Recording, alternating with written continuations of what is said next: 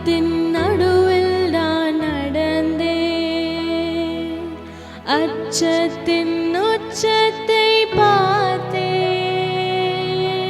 ஒளியில்லா இருளில் நான் நடந்தேன். இயேசுவில்லா வாழ்வை நான் வெறுத்தேன். பள்ளத்தின் நடுவில் நான் நடந்தேன். அச்சத்தின் உச்சத்தை பார்த்தேன். ஒளியில்லா இருளில் நான் நடந்தேன். இயேசுவில்லா வாழ்வை நான் வெறுத்தேன். உடைத்தீர், உருவாக்கினீர், சிற்றித்தீர், சீர்படுத்தினீர், புடமிட்டீர், புதிதாக்கினீர், பிரித்தீர், பிரியாதிருந்தீர். எனக்கு யாருண்டு? கலங்கின நேரத்தில் உம் கரம் என்னை நடத்தியது.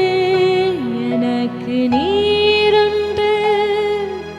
கலங்கின நேரத்தில் உம் கரம் என்னை நடத்தியது.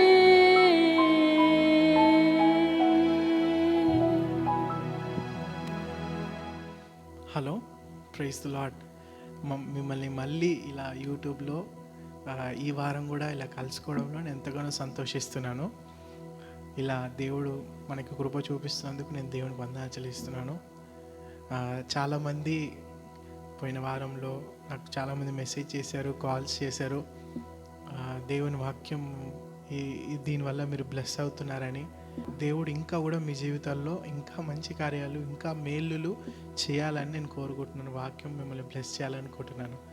అలాగే ఈరోజు 2 టాపిక్స్ లేకపోతే 2 చిన్న కథల నుంచి, మనుషుల బైబిల్లో నుంచి దేవుడు నాతో మాట్లాడాలనుకుంటున్నాడు. మొదటిగా నాకు ఒక క్వశ్చన్ నుంచి ఈ యొక్క థాట్ అనేది వచ్చిందనమాట. చాలామంది అనుకుంటాం కదా, మన జీవితాల్లో మనం దేవునికి దూరంగా ఉన్నప్పుడు దేవుడు మనతో ఉంటాడా? దేవునికి మనము నచ్చని పనులు చేసినప్పుడు దేవుడు మనతో ఉంటాడా అనే ఒక క్వశ్చన్ నాలో చాలాసార్లు రేజ్ అయ్యిందనమాట. మీలో కూడా ఉండొచ్చు అలాంటి ఒక క్వశ్చన్ రేజ్ అవ్వడం. అంటే నిజంగా మనతో దేవుడు ఉంటాడా ఈ విషయాలలో అని. ప్రాఫెటిక్ బుక్ నుంచి దేవుడు నాతో మాట్లాడాడు అనమాట. అయితే యెహెజ్కేలు రాసిన గ్రంథంలో మీరు చూడండి, యెహెజ్కేలు బబులోనికి చెరగా పట్టుకువెళ్తారనమాట. చెరగా ఆయనని తీసుకెళ్తారనమాట. ఇది ఒక సెకండ్ ఎగ్జైల్ అని అంటారు దీన్ని. ఎట్లా అంటే, ముందు ఎగిప్తు దేశంలో వాళ్ళు చెరగా ఉన్నారు, కానీ దాని తర్వాత దేవుడు వాళ్ళతో నుండి వారిని విడిపించి మళ్ళీ యెరూషలేముకి వచ్చిన తర్వాత మళ్ళీ బబులోన్ దేశం ఏం చేస్తుందంటే మళ్ళీ వచ్చి యెరూషలేముని ముట్టడిస్తుంది.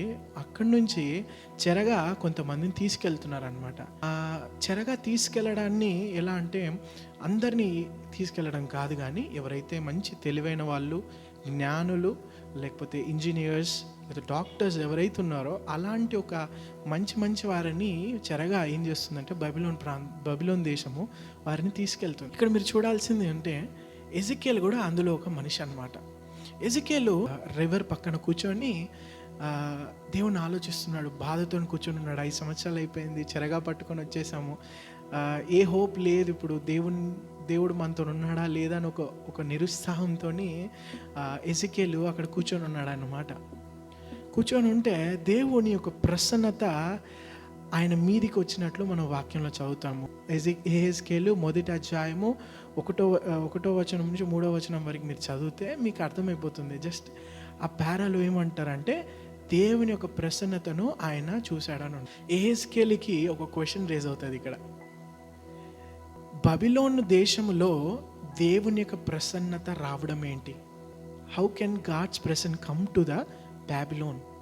ఎందుకంటే బాబిలోన్ అనేది ఒక అపవిత్రమైన ప్లేస్ అని, లేకపోతే బాబిలోన్లో దేవునికి ఇష్టమైన వాళ్ళు బ్రతకరు కాబట్టి దేవుని యొక్క ప్రసన్నత ఒక అన్హోలీ ప్లేస్లోకి ఎలా వస్తుంది అనే ఒక ప్రశ్న యెహెజ్కేలుకి ఉందన్నమాట. ఎందుకంటే ఇన్ని రోజులు దేవుని యొక్క ప్రసన్నత ఎక్కడ ఉంటుందంటే యెరూషలేములో మందసం మీద ఉండేది.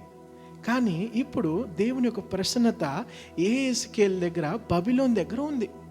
ఈ విషయాలను యెహెజ్కేలు చూస్తూ ఒక ఆలోచనలోకి వెళ్తున్నాడు. ఎలా దేవుని యొక్క ప్రసన్నత నా మీదకి వచ్చింది, లేకపోతే ఎలా దేవుని యొక్క ప్రసన్నత బబిలోనికి వచ్చింది? ఇదొకటి క్వశ్చన్. ఇదేలాంటి ఒక సంఘటన న్యూ టెస్ట్మెంట్లోనూ జరిగింది. యోహాన్ రాసిన సువార్త 4వ అధ్యాయంలో మీరు చదివినట్లయితే అక్కడ సమరయ స్త్రీ యొక్క స్టోరీ మనకు తెలుసు. యేసు ప్రభువు యూదయా దేశం నుంచి గలిలయ దేశానికి వెళ్ళడానికి ఆయన ఏం చేస్తున్నాడంటే సమరయ మార్గాన్ని ఎంచుకున్నాడు. ప్రియ సంగమా, మీరు చూడాలి, యూదులు అనేవారు సమరయకి యూదులకి చాలా దూరం అన్నమాట. వారికి యూదులకి సమరయలు పడరు, సమరియన్స్కి యూదులు పడరు. అది ఎందుకు అనేది నెక్స్ట్ టైం ఎప్పుడైనా మనకి ఛాన్స్ ఉన్నప్పుడు నేను చెప్తాను. కానీ చిన్నగా క్లుప్తంగా చెప్పాలంటే యూదులు చాలా పట్టింపు కలిగిన వారు ఈ విషయంలో. ఆ మార్గం గుండా వెళ్ళరు, లేకపోతే వాళ్ళు కనబడ్డ వాళ్ళతో మాట్లాడరు, చూడరు. ఇలాంటి వాళ్ళ దేశానికి వీళ్ళు రాకూడదు, వీళ్ళ దేశానికి వాళ్ళకు పోకూడదు. అలాంటి ఒక పరిస్థితిలో ఉన్నవారు ఎవరంటే సమరయులు, యూదులు. ఇలాంటి పరిస్థితిలో యూదుడైన యేసయ్య ఏం చేస్తున్నాడంటే సమరయ గుండా మార్గాన్ని ఎంచుకుంటున్నాడు. సమరియలు అని అంటే వాళ్ళకి సిన్నర్స్ లేకపోతే పాపులు అని యూదులు ఎప్పుడు నమ్ముతారనమాట. ఇలాంటి ఒక మార్గాన్ని యేసుక్రీస్తు ఎంచుకున్నాడు. మీరు చూడండి, ఇక్కడ యెహెజ్కేలు దగ్గర కూడా దేవుడు బబిలోనికి వచ్చి బబిలోన్లో ఆయన ప్రసన్నతను చూపిస్తున్నాడు. అలాగే యేసు ప్రభు కూడా ఇక్కడ సమరయాన్ని ఎంచుకుంటున్నాడు. ఇక్కడ 2 కోయిన్సిడెంట్స్ని మనం చూస్తున్నాం. 2 కోయిన్సిడెంట్స్ని చూస్తూ ఇక్కడ చూడండి, ఉట్టి ఆయన ఎంచుకోవడమే కాదు, he is interacting with the people. అక్కడ యెహెజ్కేలుతోనే దేవుడు మాట్లాడుతున్నాడు, నిన్ను బ్లెస్ చేస్తాను, లేకపోతే ఆయన నీకు విజన్స్ చూపిస్తున్నాడు దేవుడు ఏమేం చేయబోతున్నానని. అలాగే ఇక్కడ సమరయకు వస్తూ యేసు ప్రభు ఏం చేస్తున్నాడంటే ఆయన కేవలం నార్మల్గా కూర్చోలేదండి. ఆయన సమరయలో ఏం చేస్తున్నాడంటే సమరయ స్త్రీతో మాట్లాడుతున్నాడు. ఒక యూదులు స్త్రీతో మాట్లాడడమే గొప్ప చెప్పాలంటే. వారి యొక్క జాతి కలిగిన వారు లేకపోతే వారి యొక్క తెగ కలిగిన వాళ్ళతో మాట్లాడడమే గొప్ప. అది అందులోనూ రబ్బాయిలు, టీచర్లు అనేవాళ్ళు చాలా కష్టం ఆడవాళ్ళతో మాట్లాడడం. అలాంటిది యేసు ప్రభు ఒక సమరయ స్త్రీతో మాట్లాడుతున్నాడు. సమరయ స్త్రీతోని ఏం అడుగుతున్నాడంటే, అమ్మా నువ్వు నాకు కొంచెము నీలియవా అని అడుగుతున్నాడు. అయితే మీరు చూడండి, ఏ ప్రశ్న అయితే యెహెజ్కేలు అనుకున్నాడో, ఎలా దేవుడు బబిలోనికి వచ్చి ఆయన ప్రసన్నతను చూపిస్తున్నాడు అనే ఒక క్వశ్చన్ మార్క్ ఎలాగైతే యెహెజ్కేలుకి వచ్చిందో అదే ప్రశ్న ఇక్కడ ఆ సమరయ స్త్రీకి వచ్చింది. ఏమనంటే, ఎలా యూదుడు నువ్వు నా దగ్గర నీళ్ళు అడుగుతావు? ఐ మీన్ ఒక పరిశుద్ధమైన వాళ్ళని మీరు అనుకుంటారే, మీరు పరిశుద్ధులు కదా, ఇట్లాంటి పాపుల దగ్గర మీరు మమ్మల్ని నీళ్ళు ఎలా అడగగలుగుతారు అని తను అనుకుంటుంది. ప్రియ సంగమా, నేను మీకు చెప్పాలనుకుంటున్నాను, చాలాసార్లు మనం అనుకుంటాము దేవుడు నన్ను ఎలా ప్రేమిస్తాడు, నేను దేవునికి ఏం మేలు చేయలేదే, నన్ను ఎలా ప్రేమిస్తాడు, నా దగ్గరికి ఎలా వస్తాడు అని అనుకుంటూ ఉంటాం మనం చాలాసార్లు. మీరు చూడండి, ఎక్కడైతే కష్టాలు, బాధలు, వేదనలు, రోదనలు ఉంటాయో అక్కడే దేవుడు వస్తాడండి. యెహెజ్కేలుని దేవుడు వదిలి ఊరుకోలేదండి. ఆయన కూడా ఎలాగైతే యెహెజ్కేలు చెరగా పట్టకపోయాడో యెహెజ్కేలుతో పాటు అతని దేవుడు కూడా అతనితో వచ్చాడు. నిరుత్సాహ స్థితిలో ఆయన కూర్చొని ఆలోచిస్తున్నప్పుడు దేవుని ప్రసన్నత ఆయనతో మాట్లాడింది. నిరుత్సాహంగా ఆ స్త్రీ నీళ్ళు తోడుతున్నప్పుడు దేవుడు యేసయ్య ఆయనతో మాట్లాడుతున్నాడు. మీరు చూడండి, ఆ స్త్రీ మధ్యాహ్నం పూటలో వచ్చి నీళ్లు పడుతున్నట్టు మనం చూస్తున్నాం ఇక్కడ. ఎవరైనా నార్మల్గా మార్నింగ్ టైంలో లేకపోతే ఈవినింగ్ టైంలో వచ్చి ఏం చేస్తారు, నీళ్ళు పడతారు, నీళ్ళు తీసుకొని వెళ్తారు. కానీ తను ఒక మధ్యాహ్నం టైంలో వస్తుంది. మీరు చూడాలి, తను ఎంతగానో లోకంకు దూరంగా బ్రతుకుతుంది. She don't want to talk with the people. ఎక్కడ ఆ సమరయలో తను ఐడెంటిటీని క్లోజ్ చేసుకొని బ్రతుకుతుంది. తనంటే ఒక జడ్జ్మెంట్. పీపుల్ నన్ను చూసి ఏమనుకుంటారో, నా పాపాన్ని బట్టి నా ప్రజలు ఏం చేస్తారు, నన్ను దూషిస్తారని తను అందరికి దూరంగా ఏం చేస్తుంది, మధ్యాహ్న సమయంలో ఒంటరిగా వచ్చి నీళ్లు పట్టుకుంటుంది. అటువంటి సమయంలో యేసుక్రీస్తు తనతో మాట్లాడుతూ అంటున్నాడు కదా, నాకు కొంచెం నీళ్ళు అన్నప్పుడు తను ఈ మాట అంటున్నాడు. అన్నంగానే దేవుడు అంటున్నాడు, యేసయ్య అంటున్నాడు, నేను నీకు జీవజలమునిస్తాను అని అంటున్నాడు. మీరు గమనించండి, జీవజలమునిస్తాను అని యేసయ్య ఇక్కడ చెప్తున్నాడు. ఇదే మాట ఎజేకియేలుతో కూడా దేవుడు ఒక మాట అన్నాడు. ఎహెజ్కేలు 47వ అధ్యాయము 8-9లో మీరు చూసినట్లయితే ఎహెజ్కేలుతో దేవుడు మాట్లాడుతున్నాడు. ఒక రివర్ వలె ఏమవుతుందంట, ఆయన ప్రసన్నత వెళ్తుందంట. అది వెళ్తూ ఎక్కడికి వెళ్తుందంట తెలుసా, డెడ్ సీ, స్టాగ్నెట్ వాటర్, ఎక్కడైతే జీవం లేదో అట్టి నీళ్ళలో పోయి ఏం జరుగుతుంది, నా యొక్క జీవపు నీరు కలుస్తుంది అని అంటున్నాడు. ప్రియ సంగమా, ఇక్కడ ఈస్ ఎన్కౌంటరింగ్ పీపుల్. ఇక్కడ దేవుడు మీతో బలంగా మాట్లాడాలనుకుంటున్నాడు. ఒకవేళ నువ్వు అనుకుంటున్నావేమో, సమాజం నన్ను దూరం చేస్తుంది, సమాజానికి నేను దూరంగా ఉంటున్నాను, సమాజంలో నేను కలవలేను, I'm not fit for this life, I'm unworthy అనుకుంటుంటావేమో ఈరోజు నువ్వు. జీసస్ క్రైస్ట్ ఈరోజు నీతో చెప్తుంది అంటే, is identifying himself with you. ఆయన నీతోని ఆయన ఏం చేస్తున్నాడు, ఒకటి కావాలనుకుంటున్నాడు. మీరు చూడండి, చాలాసార్లు మనము ప్రజల ద్వారా ఏమవుతుంటామంటే వెలివేయబడుతుంటాము. మీరు మా వాళ్ళు కాదు, మీరు ఇది కాదు అది కాదని చాలాసార్లు మనల్ని వేరు చేసి చూసే పరిస్థితులు ఎన్నో ఉంటాయి. కానీ అట్టి పరిస్థితుల్లో కూడా దేవుడు సమరయాని వెతుక్కుంటూ వస్తున్నాడు. సమరయ అంటే అక్కడ వెనుకబడిన మనుషులు, ఎవ్వరు వారిని పట్టించుకొని మనుషులు, బాధతోని వేదనతోని కృంగిపోతున్న మనుషులు, అంటరాని మనుషులు, ఇలాంటి మనుషులు బ్రతుకుతున్న స్థలంలోకి యేసుక్రీస్తు వస్తున్నాడు. ప్రియా సంఘం, ఈరోజు దేవుడు మిమ్మల్ని బలపరచాలనుకుంటున్నాడు. ఒకవేళ నీ స్థితి అయ్యో అంటూ ఆలోచించే కూర్చున్నావా, నాతో ఎవరు ఉంటారు, హూ కెన్ లవ్ మీ అని అనుకుంటున్నావా, my dear brothers, my dear sisters, Jesus Christ loves you. దేవుడు నిన్ను ప్రేమిస్తున్నాడు. ఆయన నీ కొరకు ఆయన ప్రాణాన్ని పెట్టినవాడు. ఎప్పుడైతే యేసుక్రీస్తును తను ఎన్కౌంటర్ అయిందో, when but the encounter of Christ, A individuality కోసము తను భయపడ్డదో, తనని తను భయపట్టించుకుందో, సమాజము నన్ను జడ్జ్ చేస్తుందని ఎక్కడైతే భయపడ్డదో అదే సమాజం లోపలికి వెళ్తుంది, అదే సమరయ లోపలికి వెళ్తుంది, సువార్తను ప్రకటిస్తుంది. తను పొందుకున్న జీవపు నీటిని, తను పొందుకున్న ఆశీర్వాదాన్ని ఏం చేస్తుందంటే తను పొందుకున్న ఆశీర్వాదాన్ని ప్రకటిస్తుంది.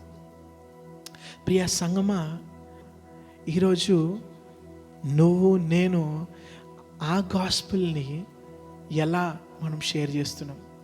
It is important that you and I share the gospel. ప్రియ సంగమా, I want to say this and conclude. సమరయాని ఆయన కష్టంగా పోలేదండి, అక్కడికి ఇష్టంగా వెళ్ళాడు. సమరయ ప్రజలను ఆయన ప్రేమించాడు. ఈరోజు యేసుక్రీస్తు నిన్ను నన్ను ప్రేమిస్తున్నాడు. నేను ఈరోజు అనుకోవచ్చు, నేను గిల్ట్తో ఉన్నాను, నేను పాపియే, దేవునికి నేను దగ్గరగా లేనే అనే స్థితిలో నీకు ఉండొచ్చు. When God encounters you, your life changes. When God encounters you, you start proclaiming gospel. Today, my dear friends, God want to encounter you today. తను ఎప్పుడైతే దేవుని యొక్క గాస్పెల్ని తీసుకుందో, సువార్తను తీసుకుందో, తను వెళ్ళి ప్రజలకు ప్రకటిస్తుంది. ఏంటి తెలుసా సువార్త? ప్రజలారా, మనం అనుకున్నామే మనల్ని ఎవరు ప్రేమించరని, మనలాంటి వాళ్ళకి ఎవరు లేరు అని అనుకున్నామే, లేదు. We have Jesus Christ. ఆయన మనల్ని ప్రేమిస్తున్నాడు, ఆయన దేవుని కుమారుడు అని తను ఏం చేసింది? ప్రజలకు సువార్తను తెలియజేసింది. ఈరోజు ప్రియా సంగమా, నిరుత్సాహంతో, హోప్స్ అన్నీ కోల్పోయి, వేదనతో, బాధతో, రోదనతో చాలామంది అలమటిస్తున్నారు. ఈరోజు నువ్వు నేను యేసుక్రీస్తును నమ్ముకున్న వారము అట్టి వారికి మనము నిరీక్షణను ఎలా తీసుకెళ్తున్నాం అనేది ఈరోజు మన మధ్యలో ఉన్న ప్రశ్న. ఆ నిరీక్షణను మనతోనే పెట్టుకుంటున్నామా? Are we sharing this love to the people who are in need? ఎవరైతే కష్టకాలంలో ఉన్నారో వారికి మనం ఈ యొక్క నీడ్ని మనం చేస్తున్నామా లేదా అనేది ఈరోజు దేవుడు మనతో మాట్లాడుతున్న విషయం. God wants to encounter you today. God want to share his love with you today. No matter what is your situation now, God loves you. Let us share that love which Jesus Christ showed us. ఆ యొక్క జీవపు నీటిని మనం ఏం చేస్తాం? Let us give it. When you are filled with the living water, you overflow and you become a blessing. Ezekiel అంటున్నాడు కదా, ఆ నీరు ఎప్పుడైతే ప్రవహిస్తుందో ఆ ప్రవహించే స్థలం అంతా పచ్చటి గడ్డి, పచ్చటి చెట్లు, అనిమల్స్, జంతువులు ఇవన్నీ బ్రతుకుతాయి అని అంటున్నాడు. ఈరోజు నువ్వు ఆ లివింగ్ వాటర్ని క్యారీ చేస్తున్నప్పుడు people should start living. This is the time you need to embrace the communities. This is the time you need to show love. This is the time you show that we are with the people of vulnerables, weaker sections of the society. Mana pani today to be a voice for the voiceless, to make justice. Let that living water live with us and overflow with us. Let these words bless you. In the name of the Lord and Savior Jesus Christ. Let us pray. Let us close our eyes and look to the Lord in prayer. మహాగణుడా, మహోన్నతుడా, నిన్న నేడు నిరంతరము మారని కానీ మా జీవితాలను, మా జీవిత స్థితిగతులను మార్చగలిగిన సమర్థుడా నీకు వందనాలు చెల్లిస్తున్నాం. ఈరోజు మేము ఒంటరిగా, మమ్మల్ని ఎవరు గమనించట్లేదు, మా కోసం ఎవరు లేరని మేము పరిస్థితున్నప్పుడు నీ ప్రేమ మమ్మల్ని వెతుకుంటూ వచ్చినది యేసయ్య. నీ ప్రేమ మమ్మల్ని ముట్టినది యేసయ్య. అటు ఛానల్స్గా మమ్మల్ని మార్చు. మేము ఈ సమాజానికి తనైనా మాలో నువ్వు పెట్టిన ప్రేమను మేము పంచడానికి మాకు సాయం చేయి. ఎలాగైతే సమరయ స్త్రీ తన మనుషులను పోయి ట్రాన్స్ఫార్మ్ చేయగలిగిందో అట్టి ట్రాన్స్ఫర్మేషన్ని మాకు దయచేయి. సమస్త ఘనత, మహిమ చెల్లిస్తూ నీకే చెల్లిస్తూ ప్రభు అయిన యేసుక్రీస్తు నామములో అడిగి వేడుకుంటున్నాం తండ్రి. ఆమేన్. God bless you. ఈ ఒక వాక్యాలు మీకు బ్లెస్సింగ్గా ఉంటే try to share it with your friends. Try to comment your testimonies so that we can pray and so that let Lord also be glorified by the testimonies. God bless you.